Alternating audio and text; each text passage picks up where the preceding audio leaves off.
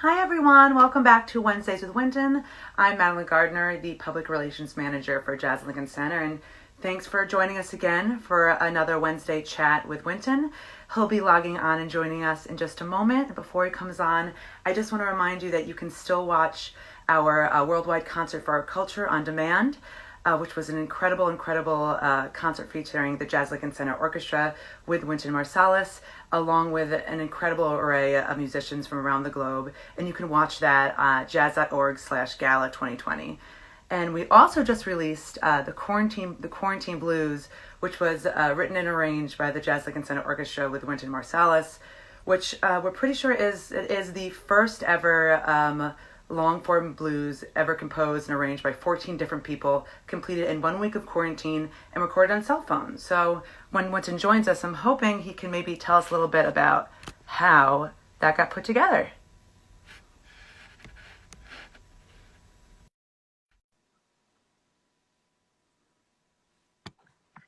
And if you can start asking any questions down here in the comments, I'll try to get them and ask them to Wynton as many as I possibly can. He'll be joining us in just a second.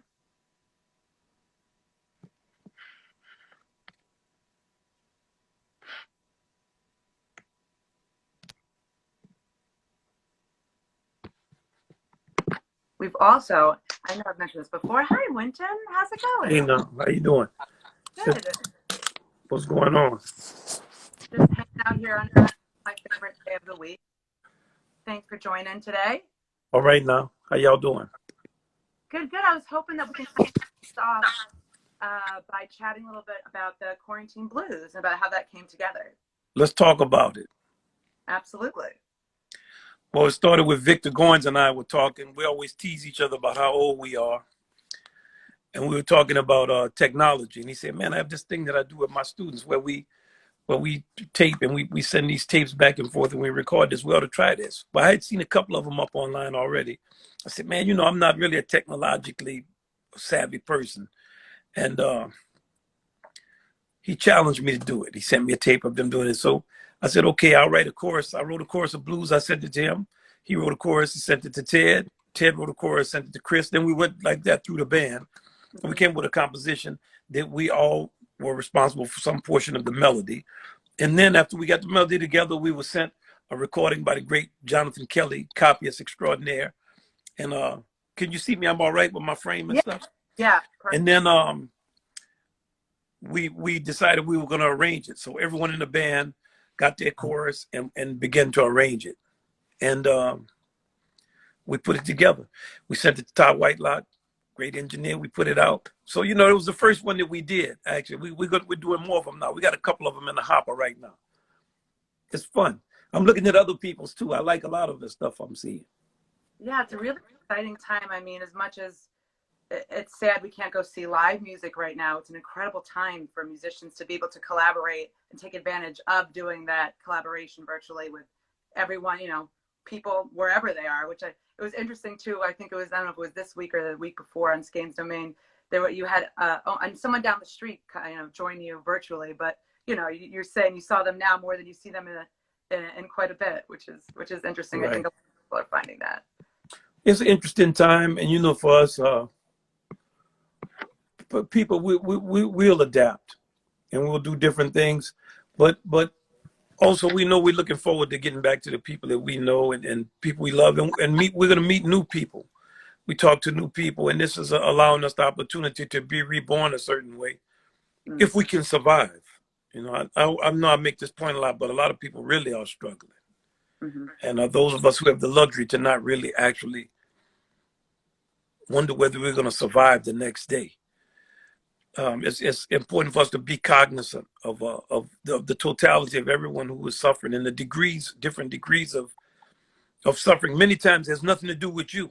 You just happen to be in a certain place. You're lucky. Mm-hmm.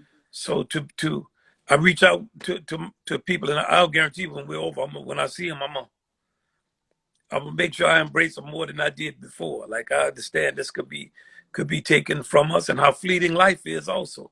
So there are a lot of lessons in this for us who are.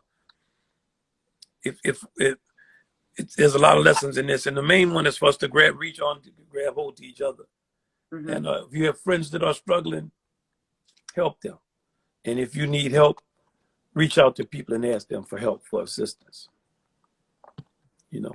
Yeah, absolutely. And I think that, I see a lot of people in the comments as well, today and some other episodes, people thanking, a lot of organizations and Jazz Lincoln Center for putting all these things virtually online too, that people, while they're at home quarantining, can and enjoy, for example, on today we released Jazz Lincoln Center Orchestra celebrates Ella Fitzgerald. Every Wednesday we're releasing a full concert from the vault. And that Right. one concert's amazing. You can check out all those on YouTube, Jazz Lincoln Center's YouTube. And also this Friday, I know maybe you can talk a little bit about Chris Crenshaw's 50s, A Prism is being released on Blue Engine Records, which is a fantastic record. I cannot wait for everyone to hear that. Do you want to maybe tell us what to expect to hear from that? Well, Chris is like a genius of music. He has perfect pitch, perfect time, like a metronome. And the band, we laugh. So he always says, check it. So we don't even, I don't even count songs. We just say Chris. So we say, what's 120? Or what's 80? Or what's 54? Chris always. And it's infallible. And he wrote a piece based on all the different styles of jazz that came to the front forward that we could enjoy in the 1950s. Ted Nash also wrote excellent notes for it. And Ted and I, because we're a considerable bit older than Chris, maybe 20 years. We have such respect for him, and because we write and arrange, as many of us do in orchestra. When Chris's piece, when we finished rehearsing it, Ted and I were assessing how sophisticated it was and how much music was in it. And at the end of the last concert, we both have I have my contact lenses on, so I can't read the music. But when I look down the stage, and Ted is in the front, it looked like he was kind of tearing up a little bit, and I was getting a little full too, because we were so impressed and proud of Chris. So as we were walking off the stage, I said, man, did I see you tearing up? He said, I thought I saw you tearing up a little bit. He said, is it just that we're old and sentimental, or is this guy really just that great? I said, it's both. And just the respect you have for him when you play with him, and him as a person, just his integrity, his musicianship, his ability to play the horns he plays, and the craftsmanship. He's a great transcriber. His music is really well crafted. And he's a student. He studies. He's such a humble person with such a deep spirituality, and his playing is so inventive, like his writing. And then as an arranger, when you take just the contrapuntal writing and the sophistication of his understanding of different grooves and his willingness to study and embody different things. And Chris too, as a singer, Chris can sing too now. He puts something on. He comes up out of that church tradition, and he's very for real about it.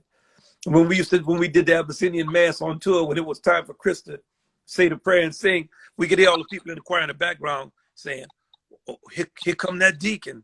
Oh, that preach deacon. And when he would start singing, dear Lord, they'd be like, oh, there he is. When you're around him, you love him.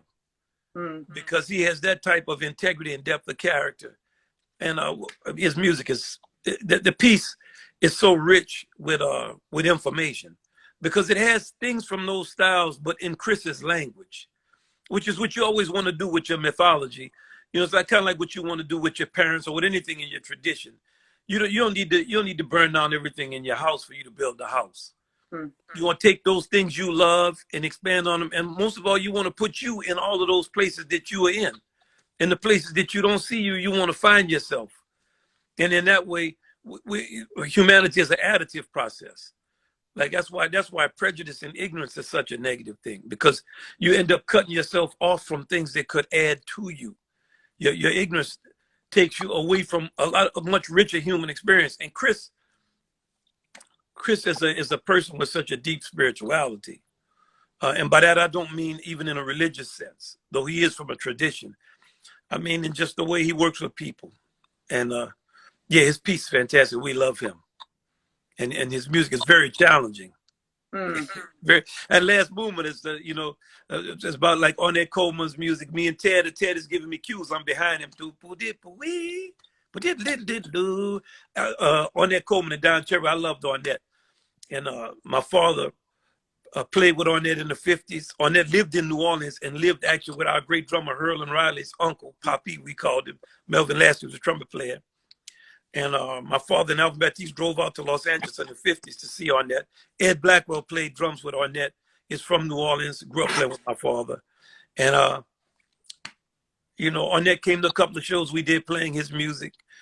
And it was a workout for Ted and I. And the rest of the orchestra, yeah, it's great. I'm so excited for everyone to hear. And I definitely, and I love working with Chris too. He's fantastic. And so we have a couple of other questions popping up right now. There's a new project that you're working on, help people coping with the inability to gather right now around funerals, memorials, that you're working on a New Orleans funeral. Right. We're doing it with the Interfaith Center of New York, the Honorable Chloe Breyer. Under her leadership, yes, we're playing the New Orleans function.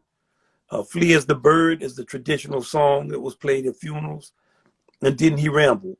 Flee as the Bird, arrangement by the great Wycliffe Gordon. Cohn and I, we were talking last night about the time we went by Elvin Jones's house. Oh, this was 30 years ago. You know, we started, we just reminiscing on stuff. And we have a lot of the great New Orleans musicians, Herlin Riley. I talked to Herlin just this morning, Don Vappy. And Vince Giordano is going to be on it. Great icon of music. John Eric Kelso, great, unbelievable trumpet player. Johnny Gig, he was telling me he got his name because he had all the gigs when he was in Detroit. And Dr. Michael White, Marcus Prentup, the usual suspects. Chris Crenshaw did some trombone. Maurice Trosclair, my homeboy, went to high school together. He gonna play some trombone on it. And we're gonna do the slow dirge. We laid down a lot of it already, and then we're gonna do Didn't He Ramble. We sing a couple of choruses, and it's gonna be what it is. New Orleans is gonna be in remembrance and in celebration. Because in New Orleans we do both. You know, our thing is we don't want to act like something tragic has not happened. Yes, it is. It's tragic and it's going on, and it's not something to be played with. But we always put our own will in there. And that will is always the first step of our optimism. That's like the first time you come out of anything that's hard for you. You know, it doesn't matter whether it's some people you got to fight over your lunch money or whatever it is they fight over, or something tragic, a divorce, a death in the family. It's all with so many levels of layers of tragedy that make us take life seriously that we don't play with that. But when we deal with it and we sit in that emotion, and when we sit in it, we come back out of it and say, okay, but we still here. And we're going forward. Because like the spirit of jazz itself, it's always going forward. Forward, not in the direction of cliches or products, forward in the direction of the will to come together even.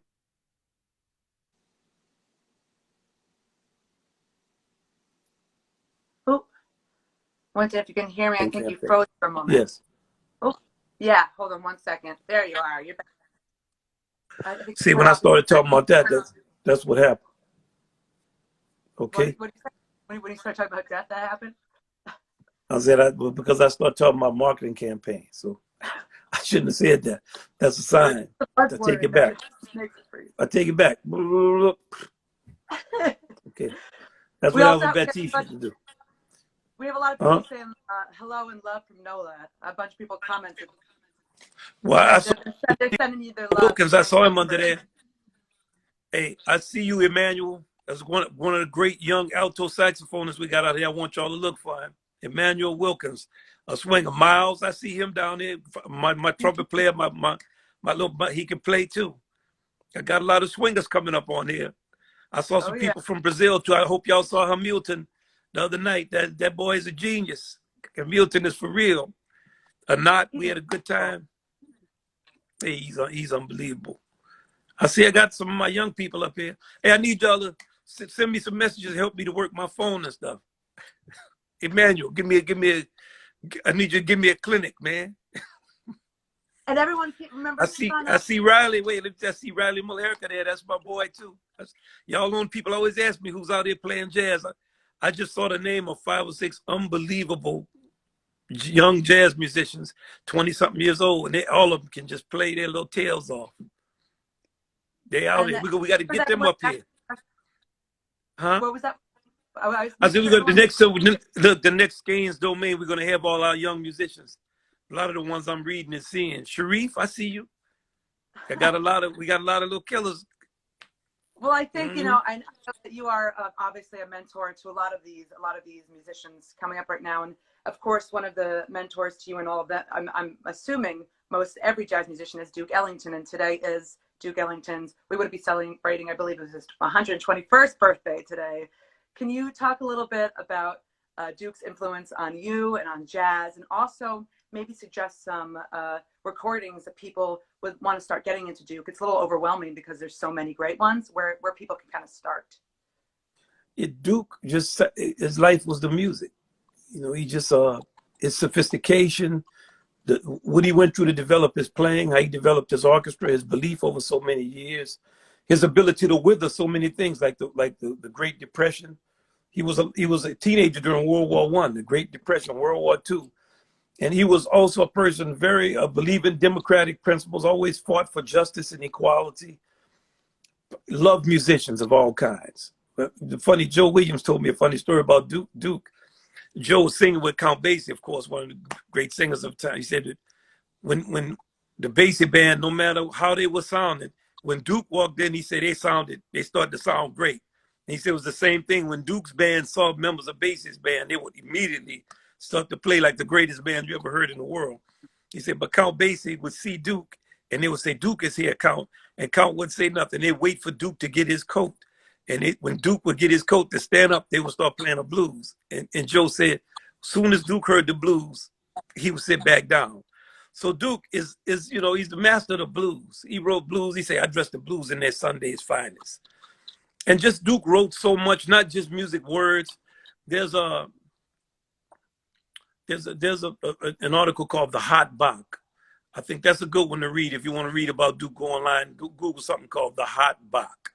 That puts Duke in a kind of proper perspective a little earlier in his career.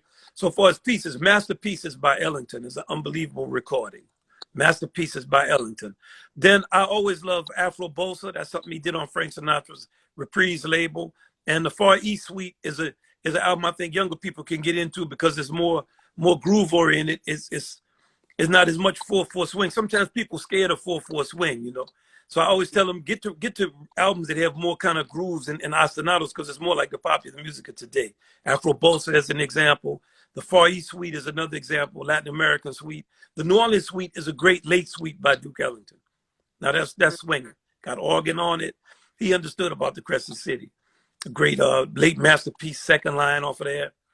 But yeah, Masterpieces by Ellington is a good place. Now don't forget about early Duke. Duke was great all through the 30s, the Blanton Webster era, the Live in Fargo.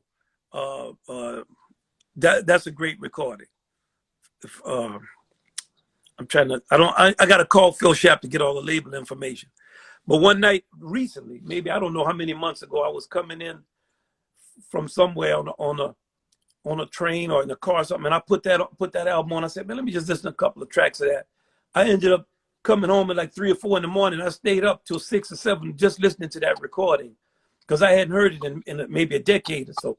That Fargo, that's a powerful recording. Mm. He wrote so many. This man wrote so much music, 800 albums. 800. In 1962 alone, I think I forget the number. I was having a great long conversation. Paul Simon and I were having a conversation about songwriting. We two left-handed people sitting up talking about Duke. I brought him this. We're talking about being productive, no matter how old you got, to continue to be productive. So I brought a printout of all of Duke's compositions from the back of Music Is My Mistress. And when we were looking through it and we were laughing at some of the years, when we got to 1962, it was like, damn, look at 1962. That was like, so yeah, Duke, he sacrificed a lot for all of us. He contributed a lot. We got to always keep our mind on a genius of that magnitude. And someone mentioned Black, Brown, and Beige, which the Blue Engine also, the orchestra, which was just put out which sounds absolutely incredible. Can you talk a little bit about that and why it was so important to put that out, and why you think, what it means to jazz? Well, that's a singular masterpiece in jazz because Duke was roundly criticized. I mean, mainly prejudice and ignorance, because it's difficult to decipher what he's doing and understand it. Even when some masters like Dave Berger has studied Duke Ellington for years. We sat down 25 years ago and we said we're going to analyze the tone parallel to Harlem to find thematic relationships. We started at like 4 in the afternoon. We didn't finish till 1 o'clock in the morning with the score of the piece, just talking about how one theme was connected to another. So the critics, many times, they're sitting down, they're ignorant, they're trying to make social statements. And the social statement has something to do with kind of cheap populist view of what group of people they want to appeal to. So Duke fell outside of that. And he was criticized far beyond what he would have been criticized had the critical community, could they have heard what he was doing, which is a lot to expect from them, but also were it not for just the racism and ignorance that's out there in the press in general and continues to today. If you don't want to act like a fool, many times you have to accept the criticism that will come with you just being an adult and being for real about your opinion, and you don't want to be made into a fool. So that's the truth of what Duke Ellington had to deal with for many decades.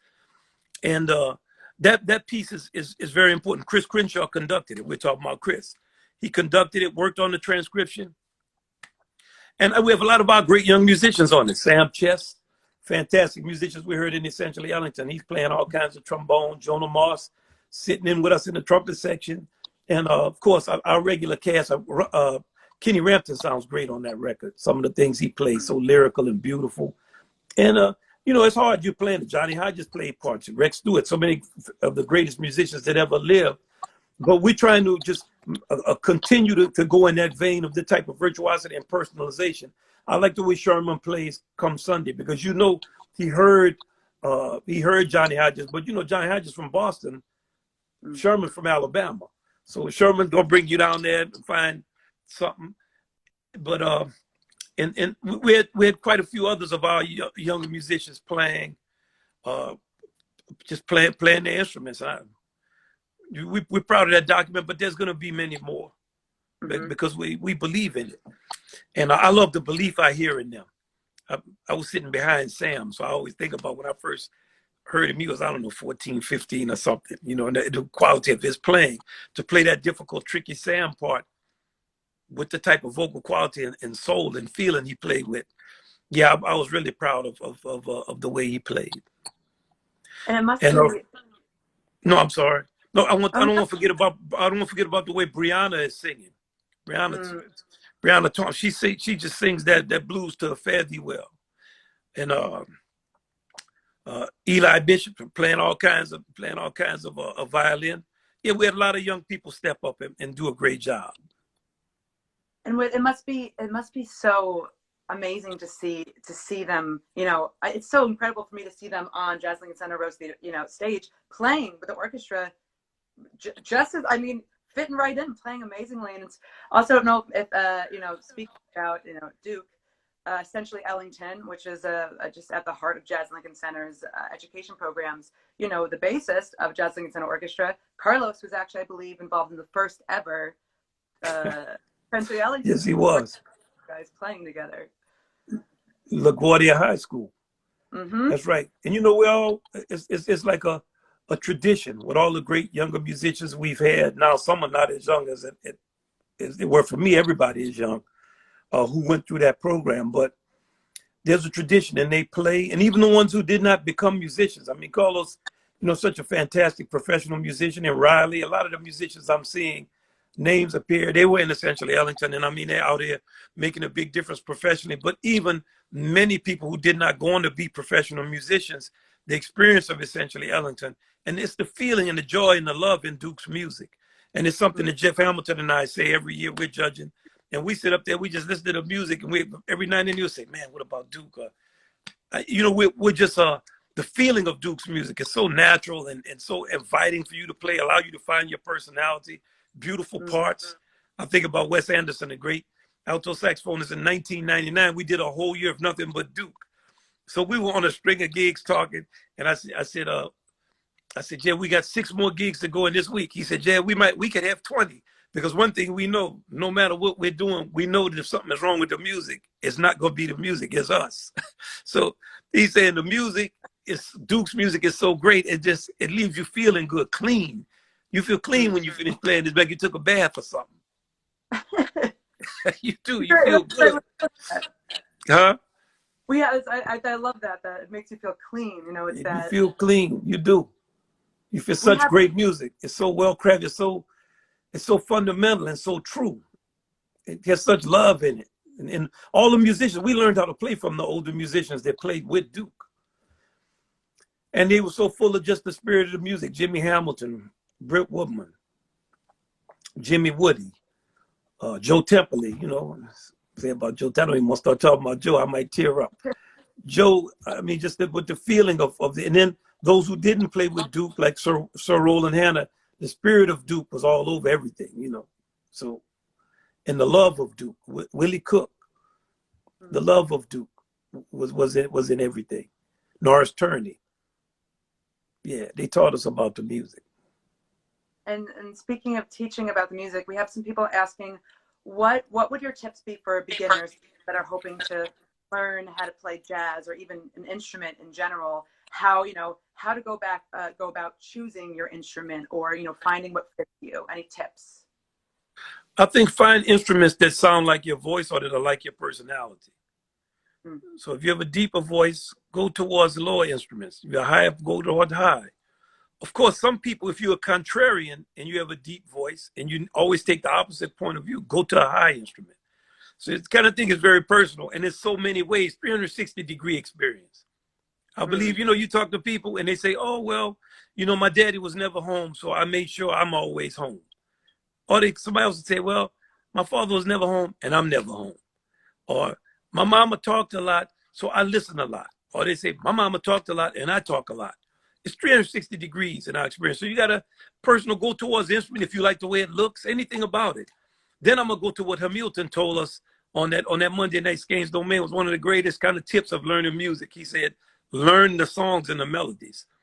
Start off with songs and just learn them. And when you start learning those songs, you're going to start to hear it. And let the natural process hit you. People say, I can't improvise. We all improvise. You can do it. My father used to always tell us, I said, man, I can't learn how to play on these. I can't learn how to play on these changes, man. I can't learn how to play. He said, man, you already know how to play on them. You just don't sound good playing on them. So he said, you can play on them. Now let's figure out how to sound good on them. And so don't say you can't improvise, because you can. Just, and I always tell people, when you improvise, start off with what is called the avant-garde. Like just play music. Don't put form and all this stuff on it. Invent stuff. Make up the sound of sadness, of crying, of rain. Just experiment with your instrument. Have a good time. Do something. Be creative. Because a lot of times we learn form and things about music. First, it keeps us from being natural. I noticed when I was growing up playing with Donald Harrison, because he grew up in a avant-garde tradition playing, he had another type of freedom the rest of us didn't have. Because he learned would just play his horn. He had a fantastic, he could play. And I always tend to tell parents anything, when you have little kids that are playing, don't sit them down to a piano, you must play a C major scale. Just play. You discover the instrument. Bang on the instrument. Play notes at a time. Make different sounds. Be creative. And it's important for us to always maintain that spirit as we add whatever it is that we're interested in working on. Beautiful.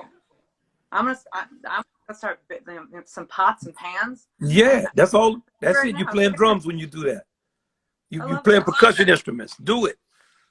Make up little songs as you go through the day and sing people's name and act crazy, silly. Don't lose that childlike joy. Duke Ellington had it. You can listen to things he wrote. 68, 70 years old. It's like a kid wrote it. Well, we have time for one more question, then we're going to wrap things up. So make sure you're asking your questions in the comments below. Trying to think. Let's see what else we have here. We have a lot of Wynton. You are the best trumpet player. Thank you. Duke is the man, the myth, the legend. You know, Let's see. y'all right Oh, about Duke. well, yeah, but then everyone wants to thank you for Y'all are showing right up. about Duke. Hello. With the trumpet, there's a lot of us out here. You know, we all trying to play and get better. There's a lot of us out there. Thank the good Lord. And what's your favorite Duke piece to play? Which is a big question. I don't know if it's answerable, but do you have something that maybe is your go-to? I think the Tattooed Bride is. I kept a score of the Tattooed Bride in my bag for a good 12 years. I love that piece. So I think if you want to study a piece of Duke's, it's on. I think it's on Masterpieces by Ellington. The name of it is The Tattooed Bride. That's a well-crafted piece of music. It's a great, hard piece to play too. Yeah, it's hard to play, but it's fun to play. Mm-hmm. We don't play as much as we should. But... Well, thank you for that, and thank you for your time, Wynton, every Wednesday. And I want to, before I kick it back to you for the last little wrap up, I just want to thank everybody so much for tuning in again with Wednesdays with Wynton.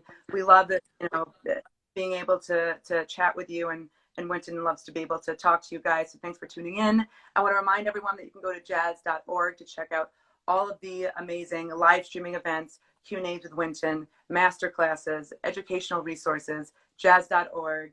As I mentioned before, we release today and every Wednesday morning a video from the Vaults. Jazz Lincoln Center Orchestra today was released playing music from the great Ella Fitzgerald.